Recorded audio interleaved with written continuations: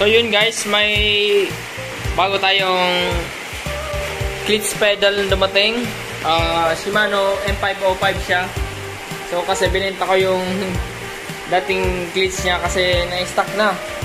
What I mean, yung pag kiniklip in mo siya sa sapatos ay nag-i-stock. So bumili tayo ng bago. Let's go, unbox na natin.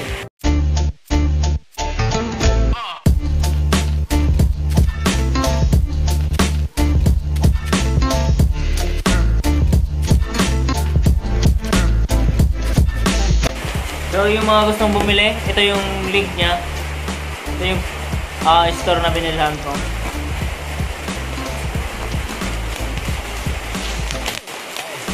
Napakaganda guys, bago siya i-ship, nag-send siya muna ng picture.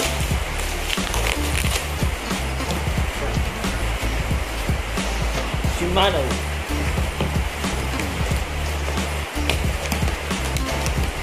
So, Shimano M505.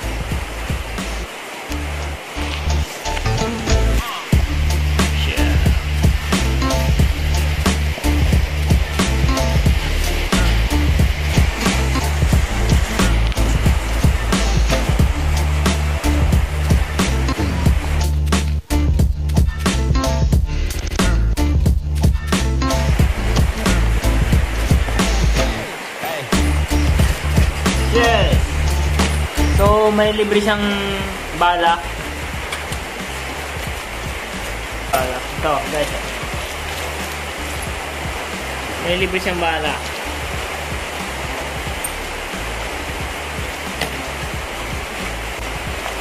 Ayan guys, oh. Sobrang ganda. Sobrang ganda guys. So, pag bibili kayo ng clutch pedal guys, ang legit na Shimano ay wala siyang dash dito. Wala siyang dash dito. So, ingat-ingat kayo pag bibili kayo ng clutch pedal. So, ito, legit Shimano siya. Ayan o. Super ganda. Tsaka may kuwan pa siya, oh.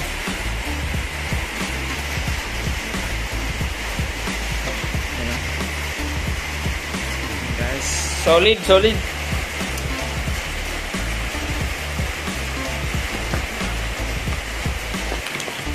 So ito yung store niya.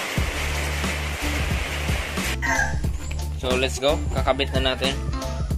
So bago kayo magkabit guys, tingnan niyo muna kung anong saan ilalagay o left or right. So may shine siya dito na R. So dun sa right. Kunin natin yun. So, sa left siya. Number 6 na alek.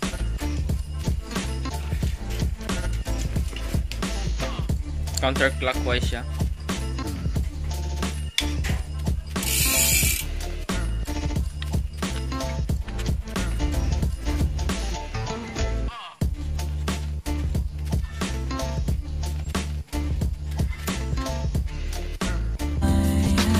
Right. Sorry.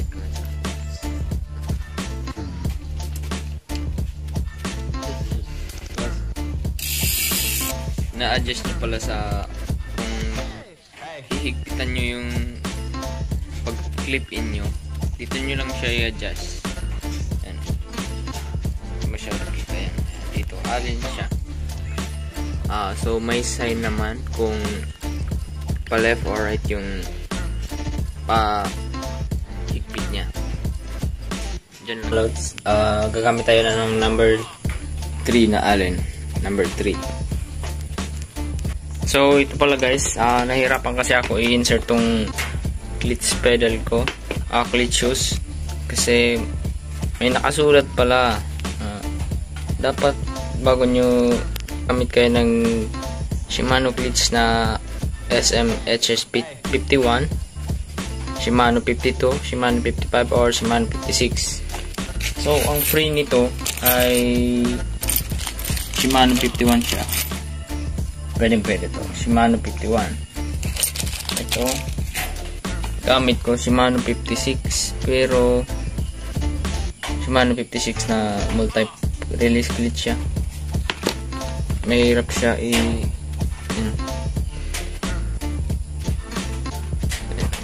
mahirap siya i-clip in. So guys, na-clip in ko siya, pero ang hirap tanggalin. Hirap tanggalin, guys. Ayan. Sisira ang hirap tanggal, guys. Sa sobrang tigas niya, na yupi. Nakuhan yung pagbago siya ma-release, na yupi. So papalitan natin siya ng 51 Shimano 50. Let's go. Tingnan nyo guys, may mark na siya. Kainis.